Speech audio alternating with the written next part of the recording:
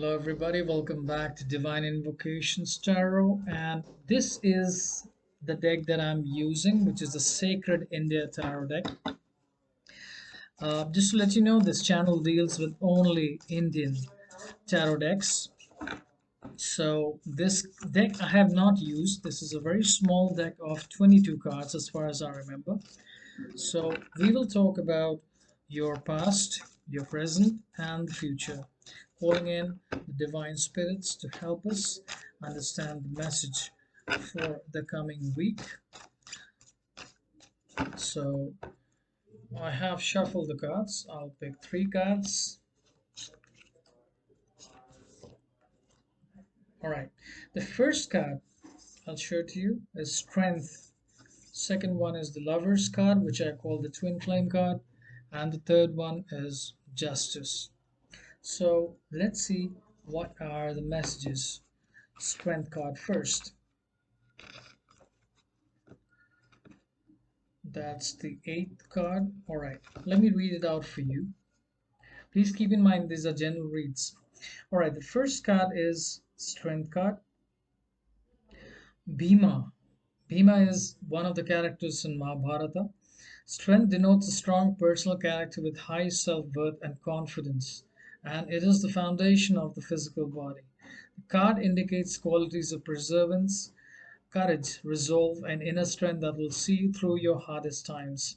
It is also indicative that an ability to relate to others in an open and friendly way to deal with life to the best of your abilities.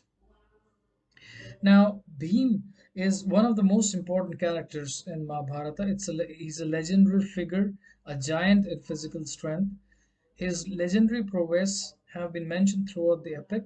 Of all the wielders of the mace, there is none equal to Bhima.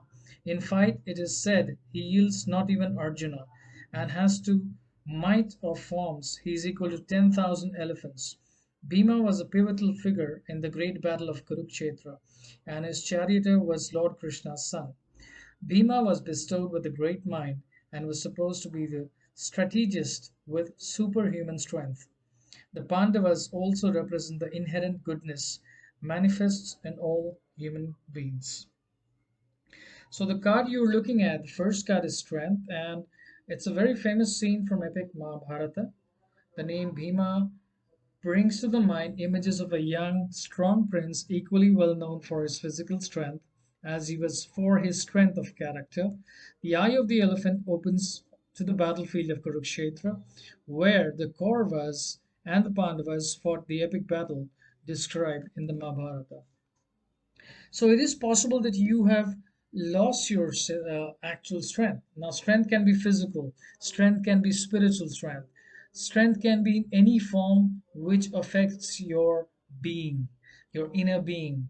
You are a shell. Within this shell is a life.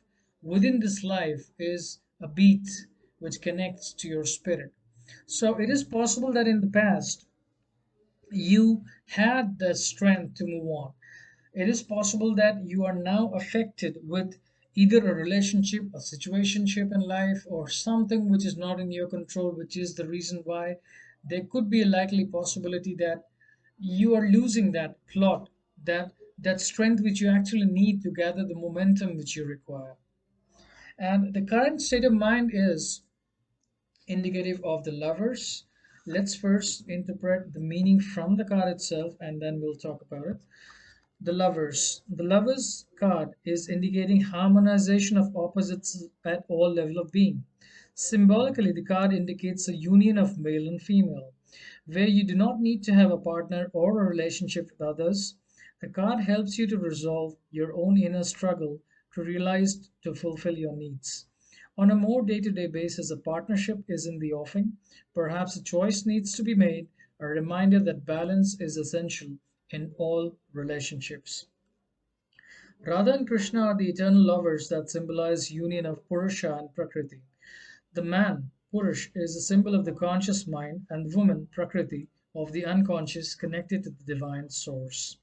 Purush is the term of Indian philosophy denoting the individual conscious principle. Prakriti is a primordial in nature, the material substratum of creation, consisting of sattva, Rajas and Tamas gun. It is through the woman that a man achieves his connection to God or a higher self. This is a union of reciprocation, of harmonious love, a balance between conscious and the unconscious. In Hindu mythology, the eternal love of Radha and Krishna remains the greatest love story ever. Krishna is depicted alongside Radha, his gopis consort frolicking in the village of Vrindavan during his childhood. Radha Krishna also symbolizes the union of Purush and Prakriti, the eternal love relation between individual and the divine. So do not get confused if you are getting a partner or you are in a new relationship you're in a situation whether you are not able to make a decision about a lover. So what if I tell you that entire concept that you have, the construct of the mind is towards desires. So what you're seeking is already in you. If you're a male person, you're seeking a female, that female is you. If you're a female and if you're confused in love, understand the simple fact that you are love itself because your male counterpart is within your own spirit. This is how the balance of nature is achieved, irrespective of what physical body we get, be it a male or a female. We need to understand the simple aspect that the lovers card is signifying the twin flame energy, you can say. It's the energy of your soulmate, which is present within you. So you don't need to seek that person outside of your mind and body because that's a part of your soul. So it is likely a possibility that you had the strength early on. Now, currently, you are in this confusional state about what to do in terms of the movement of your love relationship. Understand the simple fact that you are completing your own self. So, when you're seeking your person, you are seeking in the outside world, and that's where the illusion is. The real self is the part of your, you can say, the better half. So if you're married and if you're in a relationship, you're not sure about it, understand that this relationship is a movement that you will create in your conscious states. Now that is subject to a lot of experiences which may or may not be negative or positive.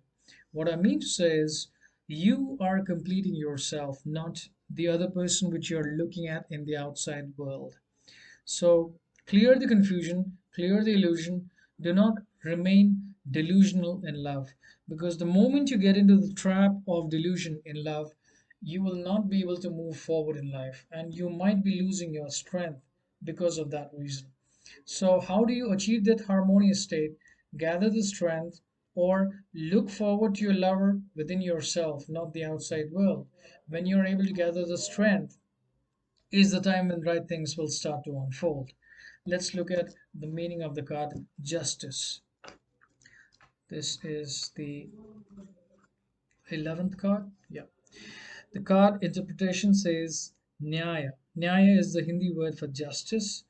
Justice is the card that calls for self assessment, which will help you experience the completeness within and with the universe. In a more mundane sense, this card may signal a court case, legal documents, and adjustments in marriage or partnership. The outcome of all these may not be exactly what the querent wants, but it will be a scrupulously fair outcome. When we fail to, I'm sorry, Nyaya or Hindu logic was founded by Gautam Rishi, who is known by the name Akshapada or Dirgha Tapas. Nyaya is an analytical type of philosophy. The word Nyaya signifies going into the subject, investigating it analytically. In this sense of analysis, the word Nyaya is exactly opposed to Sankhya synthesis. Nyaya is sometimes called Tarka Vidya and the science of debate. Vada Vidya, science of discussion. Tarka is the special feature of the Nyaya. So let me read out the card description. Namaskaram. So it shows the folded hands is a common spoken greeting of salutation to the Indian in the Indian subcontinent. It is derived from Hinduism and Buddhism and is a gesture of folded hands commonly used in a day-to-day life. Translated in simple language, it means I bow to you in humble salutation. In direct formulation, it can be translated as respect for the divine for rendering ultimate justice in the universe. Very beautiful way to end this reading. Understand that your strength will help you propel your life forward. And when you keep doing it, is the time when the right things will happen. So if you're worried that you've lost your strength, and if you're worried about what's going on, don't remain in that illusion or don't remain in that delusion of love. You are the love yourself. So when you are creating that self-love is the time when you'll be able to connect with the divine. As you see the folded hands, it's trying to connect with the divine. So you will be able to connect with your divine, which is your love, which resides in your mind, in your spirit. You will be able to gather that strength and momentum to get the justice not within your turbulent mind. You will be able to get justice in the outside world as well. So if there are pending situations of court cases or be it love as well, so understand love will be the reason why love will take you out of all troubles. Understand the simple fact that love is the creator. The energy of love has the power to not just help you overcome your troubles, it will also give you justice. There is no doubt about it. So, the most convincing, most potent, most divine force within you is your spiritual force, which is love itself, because your Atma, your spirit, is seeking God. So, in this journey of you seeking that divine, you are connecting with the divine, and that divine is a human being. That divine energy is within your spirit. That's not in the outside world. So, just remember that you need to remain in that ecstasy of love, but not falling into the delusion of love. Be in love and be detached from love. If you're able to do that, I'm sure the coming week will be full of wonders and surprises. That's the divine message for today. Jai Shri Krishna.